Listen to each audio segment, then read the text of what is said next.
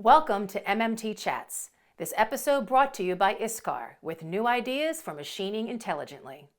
I'm Christina Fuges with MoldMaking Technology, and I am here with the president of Cavalier Tool and Manufacturing, Brian Bendig. Hi, Brian. Hello, Christina. Welcome. How are you? Thank you for having me today.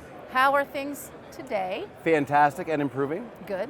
Let's tell people who are not familiar with you a little bit about your journey into the plastics and mold making community. Sure. How'd you get here? Well, it's been a long road. So my grandfather was a blacksmith. My father started off in the business actually the day I was born, November 17th, 1975. As funny as that may sound. That's the day after my birthday, November 16th. Kidding. How about that? Huh. Rocking it. That's right, Scorpios. So yeah, it was a long time ago, and my whole family was in the mold making business per se. My grandfather, like I said, was a blacksmith. So my father started at ITL, and I was introduced at a very young age. And so I started when I was 15 years old in the tool shop and sweeping floors and Bridgeports and grinders. Bottom up, climb the ladder like most do. Now you probably agree with me. I consider this more of a community than an industry. Mold making. Mm-hmm. What inspires you about this community? You know, it's kind of cool because we make things for people to make things, and we create things that no one else has. So everything you do is new, unique. It's a one-off. We do stuff that no one sees, and it's kind of cool that we will start today, and the products we make you'll see in 2 years from now. So everyone sees the all-new car or the all-new whatever it is, but I saw that 2 years ago. Yep. We're kind of, you know, the guys that cut the trail, as I love they that. say. That is a good, and I haven't had somebody express it that way, and that is so true. You're actually ahead of it. Yeah, a little bit. It's old news to you once it comes out to someone like me, right? Yeah. And we see a lot of things because we'll quote a ton of product that never gets built. Yeah. So we kind of get introduced to things that, you know, don't eventually make it in the market, but we see all kinds of neat things. Yeah. So it's unique. That's and cool. It's cool that we get to play in that sandbox. So let's talk about Cavalier. Now Cavalier, I know, and most people know, I think, if you're familiar with Cavalier Tool, it's all about people, process, and equipment. Absolutely. Right? So, and that's obviously working for you. So I want to talk a little bit about the people side, and you have, and it's probably in terms of your customers, I would imagine, you have a 3-step onboarding process. Can you go into that a little bit? Because you say that it reduces mold build time by 25%. So what do you mean by this onboarding process? Well, I mean, at the end of the day, it comes down to the people. The people get us to the finish line. And without the people, we would never get where we're going. So, of course, we look for all kinds of talent. We look for unique individuals. But at the end of the day, it's the team. It's always the people, the management, the people behind me that put it all together. And I joke and I say I want to win the Super Bowl. I'm the head coach. But it's the players and the offensive line and the defensive line. All these people get us to that Super Bowl. And at the end of the day, we won the bowl. Like we did it. And so the onboarding process, I mean, it's involved. We take a lot of time to interview people. We train. We do a lot of things within the shop. But it's the people that get us there, and that's really what we want. It's always about the people. Have you had problems finding people? Yes and no. Okay. It is difficult, as many people say, but we're also an interesting company.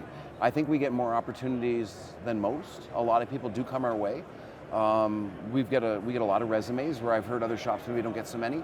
We do a lot of neat things, but the downside to that, because of who we are, we also get poached. A lot of people try to take our people. You do all the work, and then they take them.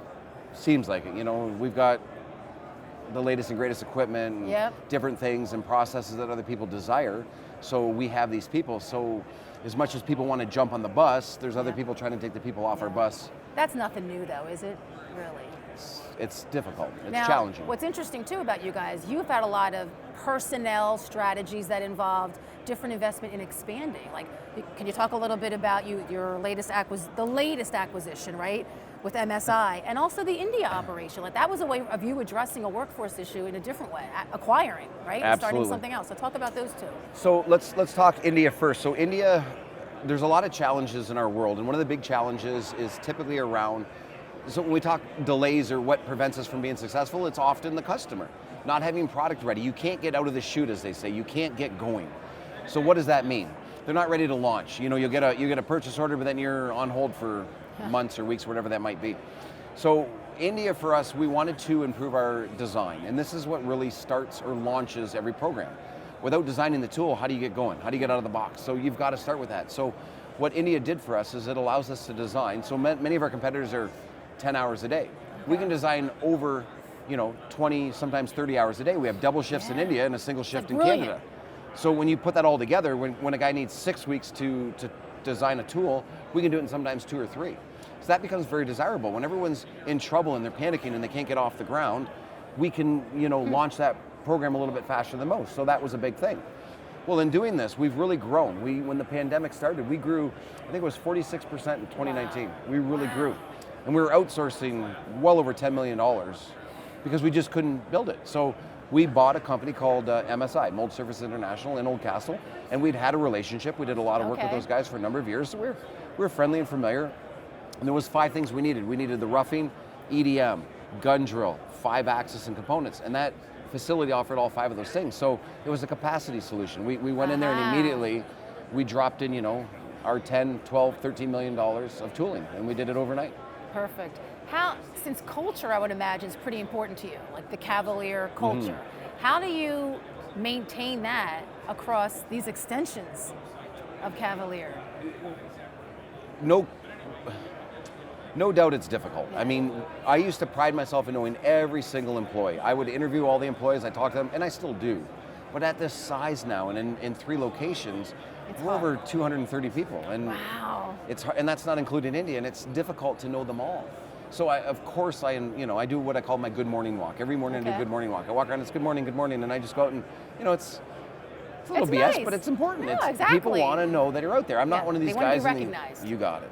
They want to be recognized. And they're the players that I want to win the Super Bowl. So if the head coach doesn't talk to the players, do you think he'll win the game? Yeah. No, not at all. But a lot of competitors, they never talk to their players and they think they're going to win. That's true. You're right. I don't agree with that. I think it's important. So speaking of people then, the past, I guess, 2.5 years, you guys really haven't been too sheltered, but has Cavalier, not having that in-person contact through COVID, we'll say, did you change your strategy or your approach to educating customers, servicing customers, or even your employees, training, getting them out? Like how did that change or improve? I think if anything, we advanced it. We went further. Where a lot of people backed away from it, we went farther.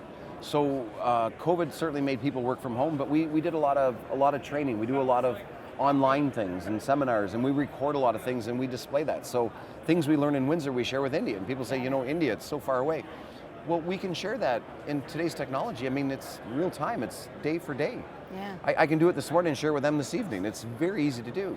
And we do want to do that. We want everyone to know what we're doing and why we're doing it. And that way everyone's rowing the boat in the same direction, and it's important. So now COVID brought about using video, right, in a way, and teleconferencing, whatever you want to call it. So, and everyone's learned how to maintain that. So it's not going to go away. It's another way to engage, to educate, right, to interact. So. And it helped us get smarter with our customers, because a lot of times you would travel, you get in a plane, get in your car, and you go to the customer. Now we can do that on a conference call. And it was a little bit of practice, but we learned very quick, and we do it more often, more frequent. I was amazed how quickly, when it turned and I was unable to get into shops, I immediately went to these virtual MMT chats. And I thought, oh my gosh, these mold makers are not going to want to do it. They're not going to want to do it, number one, be on camera. And, are they going to have the patience to figure it out, whatever, the GoToMeeting, the Zoom?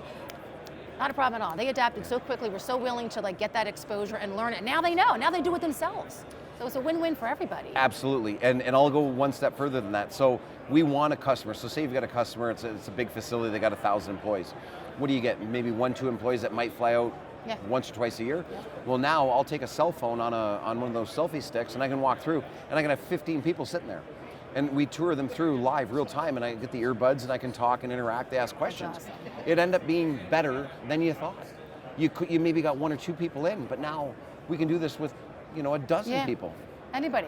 And speaking of your website too, that virtual tour that you had, I think Paul Coleman, I know Paul from early days of mold making, that's pretty phenomenal, taking that tour. Hitting those arrows and actually taking you through, that's a real kind of tour. Yeah, so I would encourage people to check it out, to get a virtual inside look at the Cavalier facility. It's really cool. Well, that's it. Well, actually, one last thing before I let you go.